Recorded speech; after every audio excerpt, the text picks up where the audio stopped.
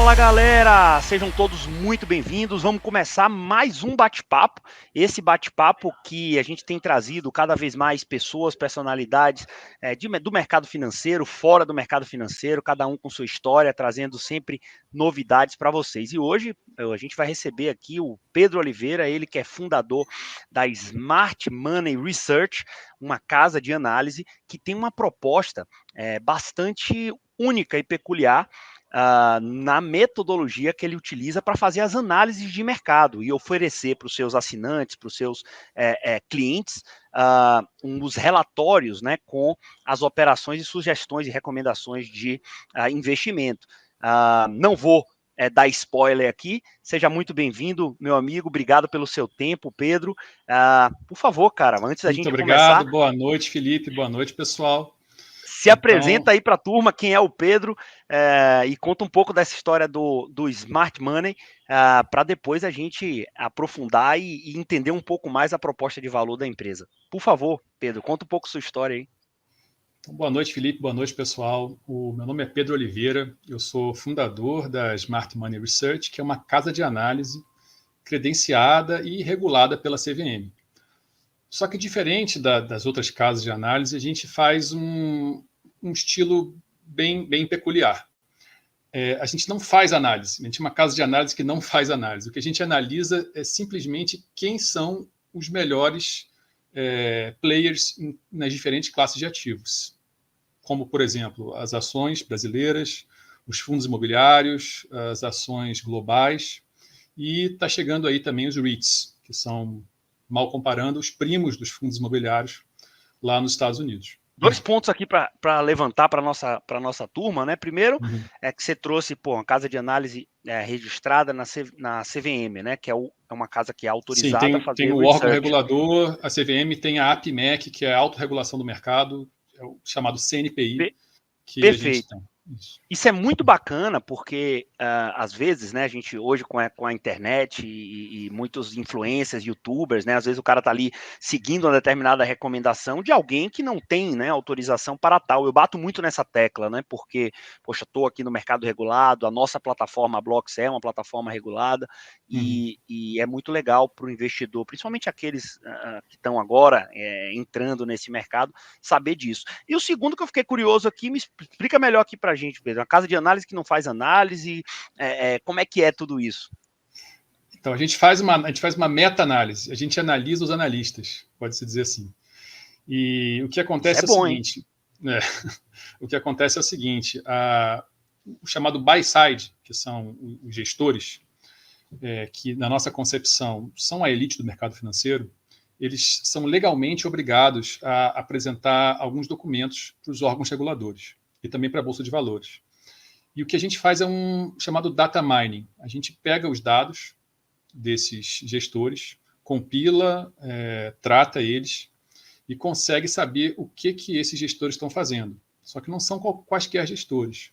A gente também procura, dentro do universo dos gestores, usando os dados que eles têm que disponibilizar para os órgãos reguladores, quem são os melhores, né? Quem realmente tem consistência em diversas janelas, quem já se provou que ganha do mercado de forma consistente.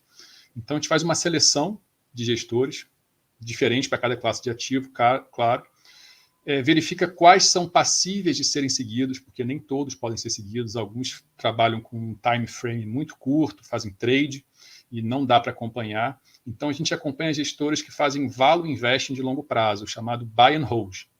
Então, gestores que fazem buy and hold e se mostram bons, são aptos a entrar na nossa seleção de gestores. A gente pega o consenso deles, então, além de pegar os melhores, a gente ainda pega o consenso dos melhores e informa para os nossos assinantes o que eles estão fazendo para que eles possam replicar.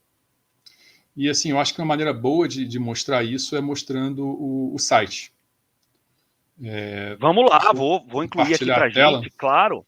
Já está aqui, pronto, está na tela, a galera está vendo já.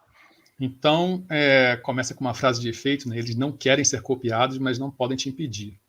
Essa frase vai ter explicação ali embaixo, algumas reportagens que saíram sobre nós na mídia, na revista Exame, na CNN Brasil, que vocês vão entender. Então as três diferentes classes de ativo aí, né? Que é o Value Invest em Brasil, ou seja, ações, investimento em ações para longo prazo, fundos imobiliários e o Value Investing Global, né? E em breve vamos ter os REITs também. Então, já começo aqui com uma frase do Naval Ravikant, que é um investidor anjo famoso. Ele é muito ativo no Twitter. Venture Capitalist, fortíssimo. Esse cara Sim, fortíssimo, sensacional. Você com certeza ia conhecer ele. Ele é bem ativo no Twitter. Ele tem essa frase de impacto aí, que é: bons investidores não vendem conselhos de investimento. A conclusão dessa frase, a continuação seria: eles usam, né, a inteligência deles para ganhar dinheiro, porque o mercado remunera melhor. Então, algumas reportagens que saíram aí na Exame explicam bem isso. Quem entrar no site depois quiser ver as reportagens, explicam bem esse conflito assim que aconteceu e, de certa forma, já foi superado na CVM sobre esses grandes tubarões poderem ser seguidos ou não. E aí tem alguns trechos da reportagem aqui falando da gente, uma entrevista que eu dei para eles lá, e explicando que a minha tese é de que não é ruim seguir eles para o mercado. E até para eles mesmos isso não afeta de forma considerável a performance. Isso é bom porque você democratiza uma informação que é exclusiva e deixa o mercado mais eficiente. Então, aqui embaixo, a explicação da continuação da explicação da tese. Então, a nossa tese principal é de que a elite está no buy side. Para quem não sabe, o buy side são os compradores de ações, ou seja, os grandes fundos. E aqui a gente deixa claro que não são todos os grandes fundos, apenas uma pequena elite que tem uma performance incrível, né? São nomes hors concurso do mercado financeiro. E o que a gente faz é copiar... Então, o buy side, para ajudar a galera aqui, ó, né? O buy side são os analistas, né? Os fundos estão... São os fundos. São os analistas / fundos, a turma lá de dentro das casas, que, de fato, estão olhando papéis e oportunidades para comprar para eles mesmos. O sell side é a área de research, normalmente das corretoras, etc., que vendem a informação. Na verdade, ele não está comprando, ele está só vendendo a informação. Ou seja, quando você entra na área de research da tua corretora, seja ela qual for, XP, BTG, Guide, Orama, RB, ali você está consumindo um call, né, um research do sell side e não do buy side. Exatamente. E o buy side ele tem o que se chama skin in the game, né? Então, os resultados das ações deles afetam diretamente o bolso deles, né? E positivamente, se esses resultados forem bons, eles são recompensados com taxas de performance, geralmente 20% do que excedeu o benchmark, que são ilimitadas. Então, eles podem ganhar fortunas se eles fizerem o trabalho deles de forma correta. Então, é um incentivo muito grande. E eles realmente ganham fortunas. A gente tem um gráfico aqui que mostra o Ibovespa lá embaixo, pequenininho, cinza, contra a cópia com atraso das 10 maiores posições desses gestores que a gente segue. Você vê que é desproporcionalmente grande. E essa diferença aí do Ibovespa para essa linha verde, da cinza para verde, é a recompensa deles. 20% disso aí vai para o bolso deles. Então, você nos trouxe uma outra informação, Pedro, que é legal. Você falou a cópia com atraso. O que significa essa frase, cópia com atraso, para quem não entende? Porque, assim, a CVM, ela disponibiliza as carteiras desses gestores, mas dá uma vantagem para eles, de 3 meses, antes de abrir. Então, a gente mostra nesse gráfico como seria a cópia com esses 3 meses de atraso, que é a pior hipótese possível. E por que eu digo que é a pior hipótese possível? Porque a gente não simplesmente pega o documento da CVM e replica. A gente pega vários documentos da CVM e mais dados da B3, cruza eles, trata eles e consegue dados muito, muito mais recentes do que 3 meses, que é o que todo mundo conseguiria ter. Então, a performance da carteira que a gente oferece, olhando para trás, seria dessa linha verde para cima. Essa linha verde é a pior hipótese possível, que é olhando os dados com 3 meses de atraso. Então, seguindo, a gente apresentou o buy side e aqui o sell side. Aí tem uma figura engraçada aqui que eu já vou explicar. Uhum. Por que a gente está botando esse garotinho brincando aí com essas informações? Porque o buy side, a gente vai falar os tubarões do buy side, a elite do buy side, eles têm muito orçamento, eles têm muito incentivo para ganhar do mercado. Então, eles investem em conseguir informações exclusivas. né, que não é nenhuma dessas que o garotinho está brincando. Aí tem um exemplo aqui, que é você, por exemplo, colocar alguém na porta da fábrica contando o movimento dos caminhões para saber o resultado da empresa antes da publicação do balanço. Então, o sell side olha o balanço, o buy side já sabe qual é o resultado do balanço antes dele sair. Então, isso é um exemplo, né, um exemplo ilustrativo. Né? É claro que existem muitas outras coisas além desse exemplo fácil de entender, de cotar caminhão na porta da fábrica, que eu nem sei se exatamente na prática é isso que acontece. Eles chamam isso com outros nomes. Chamam isso de consultoria. Se você entrar num balanço de um fundo, você vê que eles gastam uma fortuna com consultorias especiais para conseguir esse tipo de informação. Enquanto isso, o sell side ele vive nessa ilusão de que você usar informações públicas e técnicas de livro-texto, como valuation, por exemplo, análise gráfica, análise fundamentalista, de que isso é possível de te dar algum edge em relação ao mercado. E aqui embaixo a gente mostra que o que acontece na prática. Então tem uma carteira valor, que é editada pelo jornal Valor Econômico, que ela acompanha a performance das principais recomendações de researches e corretoras. E como é de se esperar, no longo prazo, essas recomendações, a linha verde dessa imagem, elas empatam com o índice, com o Ibovespa, que é a linha vermelha. E isso é mais do que esperado, porque você usar informações de técnicas de livro-texto, que é valuation, ou análise gráfica, sobre informações públicas, isso não é edge, que o mercado chama edge, é um conhecimento, é uma vantagem, um conhecimento específico. Isso não é nenhum edge, isso. Não é factível você tentar superar o mercado fazendo o que o mercado inteiro faz. Então, o que se espera de quando você usa informações públicas e técnicas públicas é você ficar junto com o mercado, que também tem tudo isso.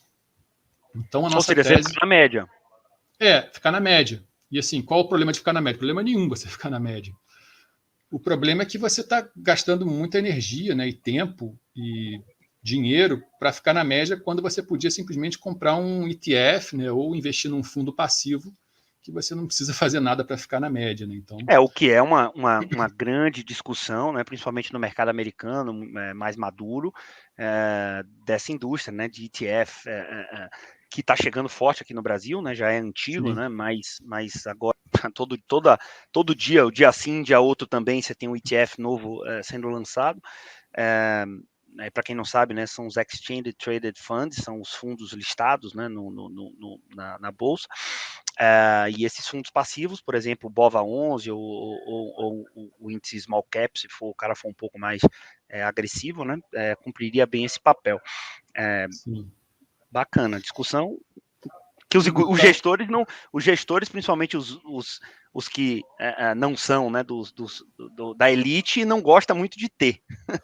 Sim, porque a maioria dos gestores empata com o índice também. É uma elite bem pequena que consegue bater o índice de forma consistente. Mas você vai ver, você falou do mercado americano, realmente isso aí é um conhecimento popular que se tem, né, sobre a dificuldade de se bater o mercado americano. E a gente vai falar disso também. Então, acho que está meio que apresentado aqui a tese do Brasil. Aqui no site a gente explica melhor, fala como é que escolhe, fala aqui de como que fica a carteira contra a própria cota dos fundos, que tem uma curiosidade matemática, que ela fica melhor do que a cota dos fundos. É uma coisa difícil de entender, mas aqui tem a explicação. Se você clicar nesse emoji desconfiado aqui, ele vai te explicar como que isso acontece. Tem aqui também dizendo que o número 10, que a gente faz uma carteira 10, que são as 10 maiores posições, é um número arbitrário, né, mas que a gente simulou também com diversos outros números o que aconteceria. Não é nenhum número mágico.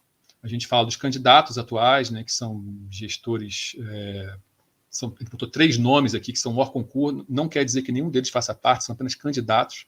E aqui a lista completa dos candidatos que se adequam, né, a esse perfil de ser value invest em longo prazo e de ações. E aqui a gente vai falando de como que é a teoria, a filosofia. Quem quiser ler o site é bem interessante. E aqui tem a segunda classe de ativo, que são os fundos imobiliários. Em fundos imobiliários, a tese é um pouco diferente. A gente não está seguindo os mais competentes, necessariamente. A gente está seguindo os insiders do mercado. Porque o mercado de fundos imobiliários ele é ele é recente, então a gente não tem um histórico para dizer qual fundo de fundos, né, porque os gestores de fundos imobiliários, eles investem em fundos. Então você está olhando aqui, você não está olhando aqui um fundo de papel, nem desenvolvimento, por exemplo, você está olhando um fund of funds. Isso, um fund of funds. São aqueles que compram outros fundos para você saber quais são os fundos que têm vantagem, que tem o edge. Exatamente. Tá legal, aí, muito interessante. E aí qual é a tese aqui? Não é que eles sejam bons, a tese é que eles são insiders, porque os mesmos gestores de fundos de fundo são gestores também dos fundos que eles mesmos compram. Então, existe aí uma informação de dentro, né? Se você pegar, a gente tem os 9 nomes aqui nesse caso a gente diz quem são os gestores. Se pegar, por exemplo, aqui a XP, ela tem um fund of funds, mas ela também tem o seu fundo de crédito, ela também tem o seu fundo de shoppings, ela tem o seu fundo de logística. Então, tem uma frase que resume bem a tese aqui. Quando um analista de fora vai analisar os fundos, os FIIs, né, os fundos imobiliários, eles usam relatórios de gestão. E quem escreve esses relatórios de gestão são os mesmos caras que têm esses fundos de fundo. Ou seja, se você quer montar, se você não faz parte desse clube aqui, e você quer montar uma carteira de FIIs, por exemplo, você vai ter que ler os relatórios que esses caras escreveram. Ou seja, eles detêm completamente a informação, eles são completamente insiders. Então, a tese aqui passa por isso. E nesse caso de fundos imobiliários, né, faz realmente muito sentido, porque não só pela cotação, às vezes o camarada está entendendo ali um ativo que o gestor, né, do fundo alvo a ser investido, ele vai comprar muito barato, ou um ativo que está muito depreciado e que vai passar por uma reavaliação, por exemplo, ou que um ativo que vai ser vendido, isso vai refletir na cota, né? Vai ser vendido e marcado. A mercado tem um monte de coisa, né? Por exemplo, você é gestor de um fundo de shoppings, você sabe exatamente o que está acontecendo com shoppings nesse momento. Você sabe se é o momento certo de comprar, né? Porque você simplesmente tem um fundo, né? Então, é uma informação muito, muito de dentro. E aí, uma coisa que a gente faz para melhorar esse relatório é tirar o possível viés de conflito de interesse. Porque eles investem também nos seus próprios fundos. Então, o que a gente faz? Uma gestora, ela não pode comprar, ela não pode votar pesado num fundo da sua própria gestora, ou que seja administrador, que tem alguma interseção, seja gestor ou administrador. Então, por exemplo, aqui, o fundo da Credit Suisse de renda urbana. O fundo de fundos da Credit Suisse tem na carteira esse fundo aqui deles mesmos, mais do que a média dos outros. Aqui, BTG, Brasil Plural, Quiné, Rio Bravo. Então, ficou em vermelho, ele aparece em vermelho no relatório, dizendo que ele foi reduzido para a média. Então, ele pode votar, mas não pode fazer a média aumentar. Dessa forma, a gente tira qualquer distorção dele votar em si mesmo, entendeu? Então, o voto, por exemplo, a gente considera que o voto aqui da Quinéia para um fundo de outra administradora, outra gestora, é mais importante do que ela nela mesma. Agora, o processo, entendi a tese, não sei se tem mais alguma, vai entrar os hits ainda, né? Mas tem o exterior ainda aqui. O exterior, eu vou explicar rápido, porque é só um pouquinho diferente. É muito parecido com o Brasil, só que no Brasil são 7 gestores, aqui são 26 gestores, o mercado lá é muito maior. A gente faz o mesmo processo de seleção em diversas janelas, vê se eles realmente se antecipam ao mercado, se eles acertam sempre. E uma coisa que a gente faz aqui é o seguinte, aquilo que a gente falou da discussão sobre o ETF, né, que é difícil bater o mercado, porque as pessoas falam o seguinte, quem comprou FANG ganhou, quem não comprou FANG ficou abaixo do índice. Então, a gente mostrou aqui 3 linhas, né, que é o S&P 500 aqui em cinza, a verde, que é a performance da cópia da carteira deles, no caso são 20 ações, com 45 dias de defasagem, que é o padrão da SEC, e o azul é aquele lance do ETF de ser difícil de bater o índice, porque o azul é a performance deles tirando essas ações que são o FANG, que é Facebook, Amazon, Apple, Netflix e Google, que são consideradas assim barbadas máximas. Então, mesmo tirando esse viés de sobrevivência, vamos dizer assim, esses gestores ainda ficam bem acima do S&P 500. Muito, então, isso aqui... Pode falar. É muito interessante, não? Pode concluir, por favor. Então, isso aqui mostra que eles são excelentes stock pickers, tirando o viés de sobrevivência de quem escolheu o FANG e ganhou. Né? Porque... Agora, para processar, essa ia ser minha pergunta, para processar tudo isso dentro de uma lógica de muito processamento de dados, etc., suponho, né, você já deu aí alguns spoilers, que tem muito sistema, tem automação, como é que é esse processo, e eu não sei se você tem aí uma tela para poder tentar mostrar como é a visão do investidor, né, sim, dentro claro. disso, do seu cliente, então, perdão. Eu vou começar aqui mostrando o relatório de ações Brasil, né? Tem essa faixa verde aqui, dizendo quando os relatórios são atualizados, e aqui ele tem a visão do resultado desse processamento de dados, né? A carteira completa, ele simplesmente junta os sete fundos, como se fosse um fundo só que de forma democrática, ou seja, todos têm o mesmo peso. Se um fundo for maior do que o outro, ele não vota mais pesado, todos votam de maneira igual. E aqui você tem o consenso deles, né? Você tem um ranking com as ações mais importantes lá para cima e as menos para baixo. A gente tem aqui também uma visão interessante que é de movimentações. Então, vamos ver aqui, por exemplo, o Banco Inter. A gente consegue ver quantidade de papéis, ou seja, aqui você vê realmente quando que aconteceram compras e vendas. Então, você vê aqui que em Banco Inter, essa faixa cinza aqui, que é a quantidade de papéis, ela chegou no máximo bem aqui no início dessa disparada de preço, né? O preço é essa linha azul. Então, eles foram comprando, chegaram no máximo aqui na linha azul e foram vendendo, realizando esse lucro conforme o preço da ação disparou, chegou a quadruplicar. Quando quadruplicou, eles estavam aqui menos de um terço do que eles estavam no início da subida.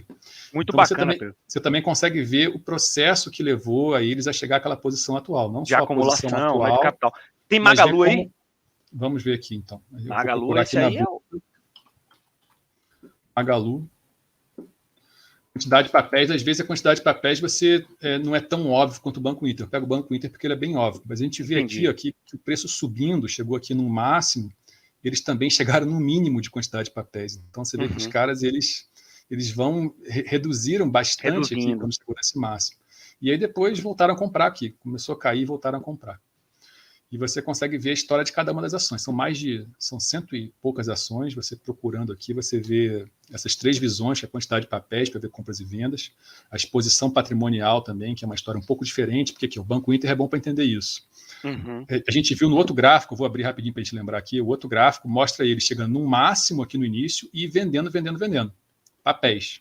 Só que quando o preço sobe, a sua exposição patrimonial, ela sobe também, porque aquele papel valoriza, ele passa a valer mais na sua carteira. Então, se a gente olhar esse percentual da carteira, mesmo vendendo, o percentual foi subindo, porque o preço subiu muito. Então, a gente consegue ver essas duas visões. A decisão deles de investir 4%, 5% da carteira, aumentando, né, dobrou a exposição, mas vendendo 2/3 do que tinham, porque o preço subiu muito. Que bacana. Não, muito, muito legal, muito legal. Acho que deu para a galera não só conhecer, né, o modelo de negócio, o business, e dar uma olhada nessa visão interna, né? Essa aqui, a Ação Brasil tem semelhante para fundos imobiliários e para exterior. Legal, legal. Tirei aqui sua tela. Cara, muito, muito bacana, deu para a gente conhecer bem aqui, mas olhando agora para o Pedro, fundador da Smart Money Research, fala um pouco aí dos planos da empresa, como é que tá, né, esse processo de crescimento, o que é que vocês estão olhando aí para frente, animado, não animado? Então, a nossa proposta é muito fora da caixa, né? Então, o investidor está acostumado a chegar alguém para ele no YouTube, no Instagram, fazendo uma propaganda, dizendo que, olha, eu tenho uma fórmula aqui que eu tirei da minha cabeça, assim, que eu vou te explicar qual ação vai subir, e dá uma explicação que é uma explicação correta, né? Que é a explicação do livro-texto. Então, ele pega uma tese lá de Ambev, por exemplo. Aí ele vê, todo mundo bebe cerveja, o consumo de cerveja está aumentando, pega alguns dados totalmente corretos, né? Mas que são rasos dentro da complexidade gigantesca que é uma empresa e um mercado. E a pessoa entende aquilo e se sente confortável em investir. No nosso caso, a pessoa ela entende a tese, às vezes não entende, porque é meio complicado, mas ela fica meio assim perdida, né? Porque ela não ouviu aquela história bonita de que a Ambev é boa porque as pessoas tomam cerveja. Ela só está vendo um número ali, né? A Ambev é boa porque esses caras compraram. Quem são esses caras? São esses aqui. Então, a gente tem um pouco de dificuldade de comunicação nesse sentido, né? Porque, por outro lado, elas entendem teses, né, fáceis de entender, que são lúdicas e tudo mais, que você pega uma empresa e sabe falar dela e você acha que aquilo ali é um conhecimento relevante, quando, na verdade, aquilo ali é a pontinha do iceberg que não faz diferença nenhuma em termos de investimento, né? Então, a nossa principal dificuldade é essa, passar esse tipo de complexidade, esse tipo de não intuitividade para o investidor. Por outro lado, a gente vive, né, o financial deepening aqui meio que forçado no Brasil, e esse investidor da base, do meio ali da base, do meio e da base da pirâmide, ele vem, né, buscando cada vez mais conhecer a fundo as tecnologias, as soluções que tem, né, diferenciar uma solução mais robusta, que tem por trás ali uma equipe certificada, etc., de outras, né, que ele pode encontrar por aí. Legal, bacana. E como é que está hoje aí a empresa com relação a plano, né? Eu digo plano de crescimento, a quantidade de clientes, claro, o que você puder contar aí para a gente, e também o pricing que vocês trabalham, para a galera que ficou curiosa.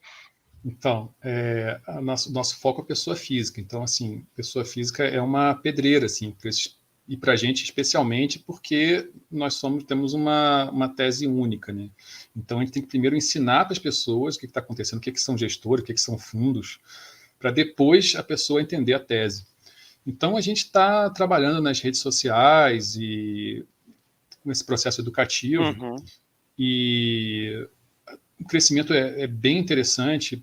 Depois que a pessoa entende, ela tem muitos assinantes que falam para os outros, falam bem, vêm elogiar a gente. Mas é isso, o trabalho é trabalho com pessoas. Então, assim, a comunicação, melhorar cada vez mais.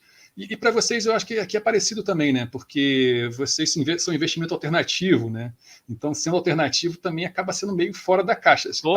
Talvez não tanto, porque dá para entender bem que você emprestar dinheiro para alguém, né? Mas, de qualquer forma, eu acho que vocês têm um problema também semelhante. Né? Desafio muito parecido, saber diferenciar, né, o joio do trigo, o que é um investimento alternativo regulado, com todas os cuidados, né, que as instruções da CVM elas exigem, até em sermos comparados aí com pirâmide que está e golpes, né, da internet. E a gente é comparado também com Forex, com esses robôs malucos, imagino. Porque a pessoa enxerga o mercado financeiro como uma coisa só, então é tudo golpe e tal. Então é um desafio, mas eu acho que conforme for passando o tempo, as coisas vão ficando mais claras e vai ficando cada vez mais fácil. E é justamente esse nosso papel aqui nesse nosso bate-papo. Já estamos aí chegando nos nossos 30 minutos, para não estender demais aqui para a turma. Não gosta, eles sempre reclamam comigo quando passa de 30 minutos. Então, a gente tenta cumprir, passar só um pouquinho. Vamos chegar aí para a nossa reta final, Pedro. Pô, muito obrigado. Do nosso lado aqui, pô, foi uma super aula, acho que conhecendo algo novo, uma nova metodologia. Parabéns pelo empreendimento, conte com a gente e fica à vontade aí para fazer suas considerações finais e deixa também suas redes sociais aí para a turma ir seguindo e se aprofundando cada vez mais na sua solução. Então, Felipe, muito obrigado pela oportunidade. Parabéns também pelo seu trabalho. Eu acessei ali o site, bem interessante as oportunidades que estão acontecendo agora, acho que já aconteceram no passado também. É interessante porque você consegue ler do que se trata, né? Você consegue baixar ali um arquivo com uma explicação. Você tem explicação superficial, mas tem uma explicação também mais profunda, baixando lá um arquivo. Muito bom. Parabéns também. E convidar o pessoal para acessar o site da Smart Money e acessar as redes sociais também, que são interessantes, o Instagram principalmente, onde a gente tenta explicar essa teoria, essa tese de uma maneira descontraída, com memes e tudo mais, igual do menininho lá brincando com as informações. Tem uns outros bem engraçados também no nosso Instagram, é só procurar Smart Money que você vai achar. E é isso aí. Muito obrigado. e conversaremos mais. Com certeza, eu que lhe agradeço. Pessoal, espero que vocês tenham gostado. Deixa aqui seu like, compartilha. Se não é inscrito ainda no nosso canal, podem se inscrever. Estamos aqui com conteúdos pesadíssimos de alta qualidade. Obrigado, Pedro. Até a próxima, turma. Tchau, tchau. Valeu, tchau.